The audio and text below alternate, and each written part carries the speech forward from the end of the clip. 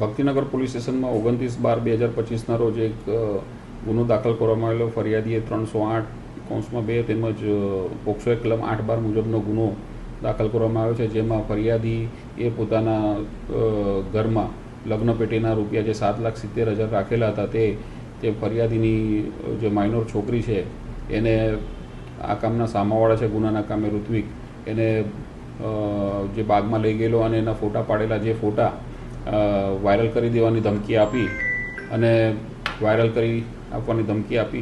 અને ઉપરોક્ત પૈસા કટકે સપ્ટેમ્બર માસ દરમિયાન પડાવી લેવામાં આવેલા એ બાબતનો ગુનો દાખલ કર્યો છે. અને આ ઉપરોક્ત ગુનાના કામે કુલ આરોપીઓ 3 છે, એમાંથી 2ને અટક કરવામાં આવી.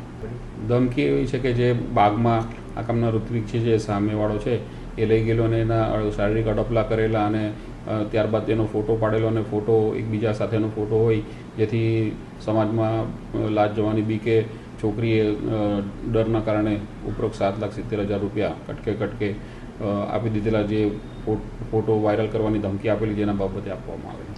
આ ગુનામાં કુલ 3 આરોપીઓ છે, એમાંથી 2ને અટક કરવામાં આવે છે, એક આરોપી બાકી. એક ઋત્વિક છે અને બીજો સમીર ઉર્ફે નવાઝ છે અને બીજા એક માઇનોર. આરોપીઓનો રોલ આ ધાક ધમકી આપવાનો અને આ રીતે પૈસા પડવાનો હતો અને આ બાબતે ઋત્વિકે શારીરિક અડપલા કરેલા એ બાબતનો હતો.